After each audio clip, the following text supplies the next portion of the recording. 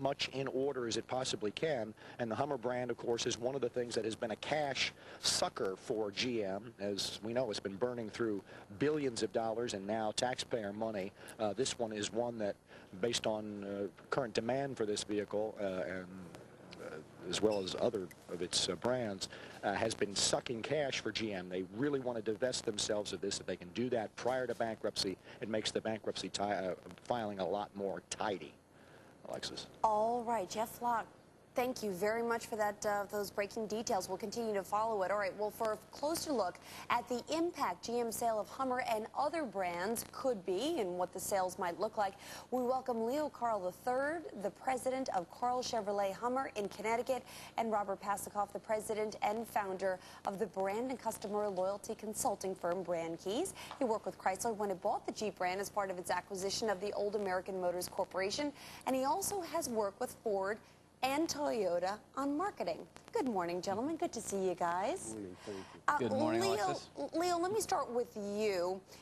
First of all, since this crisis began, walk us through what has this been like for your General Motors dealership? Well, for all dealers, it's been a little bit of a domino effect. Recently, maybe surreal. Every day there's some breaking news that we read about, just like everyone else. But through it all, there's still consumers that are buying vehicles, and we're still servicing vehicles every day for our customers. So it's you just have to keep your head up and keep looking forward. Robert, you were sitting here with me, and you said if this is really the case and Hummer they have the opportunity, General Motors, to sell the Hummer brand, you say, well, that's kind of surprising, and that's a terrific thing that they can actually do that. You know, the problem is that everything that they face has to do with brand meaning, and Hummer has just stood for anti-green, you know, gas-sucking autos, and if they can get rid of that brand and divest themselves of it, it's all to their benefit. They need to be able to imbue the brands that they've got with something that means something to the consumers, and that's the difficulty that they face. You know, Leo, as we hear word from Jeff Locke out at the General Motors headquarters that perhaps a deal could be announced momentarily, are you surprised that they are able to sell off this brand? I mean, what are the customers like who walk into your dealership every day who are Hummer purchasers? I am not at all surprised. I've thought all along that Hummer would have new ownership, because Hummer is a very, very strong brand. I have to disagree with Robert, because I think Hummer is by far the most misunderstood automotive brand in the U.S. It's very strong globally. They're sold in 38 countries around the world and built in 3 countries, including the U.S. But Hummer owners are incredibly loyal. The brand itself is very misunderstood. Hummers are not fuel efficient, and they don't cost $100,000. They're not fuel inefficient. The H3, where 95% of the sales in the U.S. come from, is a very efficient 5-cylinder midsize SUV that gets better mileage than hundreds of thousands of vehicles that U.S. consumers drive every day. And the people that drive H3s understand what a great vehicle it is. They like to stand out in the crowd. Hummer's more about a statement in terms of image, and it's very misunderstood. And I give GM absolutely failing marks for marketing of the Hummer brand over a lengthy period of time. That's led to where it stands in the U.S. consumers' eyes. So Leo, who could be the potential buyers of the Hummer brand? You know, that news that you just reported is surprising to me. I haven't heard any. I don't have any insight, but I know that from what I understood, the 3 potential buyers, 1 was a private equity firm from the U.S., and 2 were, I believe, international companies. Easily, it could be one of the international companies. It just, whether anyone can turn the image around in the U.S., I do believe that it probably needs to get out from underneath the GM umbrella. It's a niche product. It was never meant to be a mainstream brand, but it does have a very loyal following. Robert, let's get back to how they've marketed the brands, because they had, you know, they invested money in the likes of Tiger Williams selling Buick vehicles. I mean, did they from day one, General Motors, make the wrong mistakes here in terms of marketing the right brands to the right consumers? Well, I don't think that's really been the issue. I think that... Did I say Tiger Williams? I meant Tiger Woods. Sorry. They know who the audiences are, and they know how to reach out to the audiences. They just haven't done so in a meaningful manner.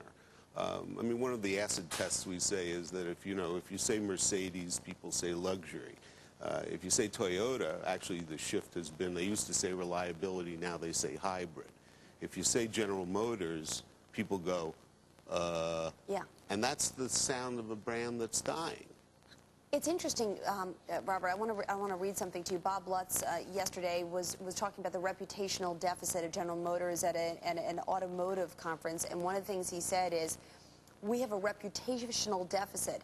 How do you change people's minds? We don't have the answer.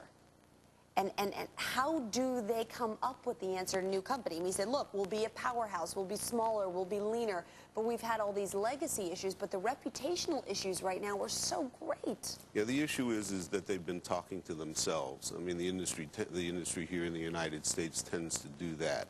They look at the industry, they look at their brands through the industry lens and not through a consumer lens. And so the issue of, I wish upon you and all of the people here at Fox, 1% of the money that they've spent marketing over the past decade, because they should have been more successful.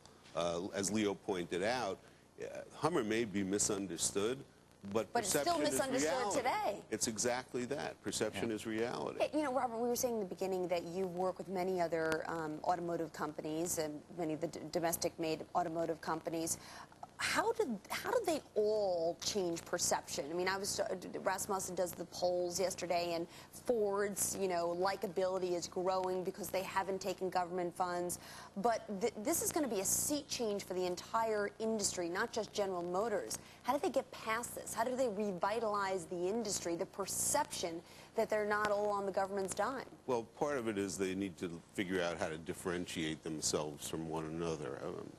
If you go back 20 years, you could have pointed out differences in the companies. You can't do that anymore. I mean, the only thing that's different is the mark that's on the car. The metal is exactly the same. And, I mean, to a point, the products that have been coming out have been perfectly competitive with everything else that's out there. So the issue is, how do you imbue them with some degree of meaning where consumers turn around and say, that's the car I want? The decision process is more emotional than rational. Yeah, no, it's interesting, guys, because, it speaks to what you had to say, Robert, because one of the things that Bob Lutz and General Motors will talk about is all the awards that they've received for the vehicles, and they're always in that top 10, and sometimes they're the best of the lot, but that doesn't necessarily translate into the consumer feeling the same way. All right, we're going to leave it there. Robert and Leo, thank you very much, guys. Thank you. All right, well, just over $1 a share. Some say GM stock isn't worth the paper it's printed on, but our next guest says the stock is worth at least $89. Lance Lee is the founder and CEO of OneShare.com, which is selling GM's stock certificates. Lance, good to see you.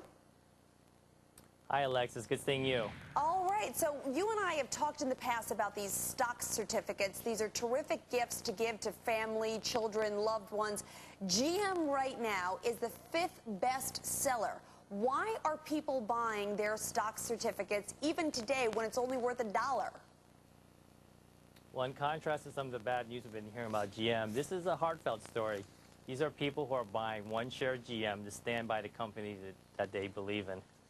So we said at the top there that it would cost you not $1, but I think that was, what was it, 86?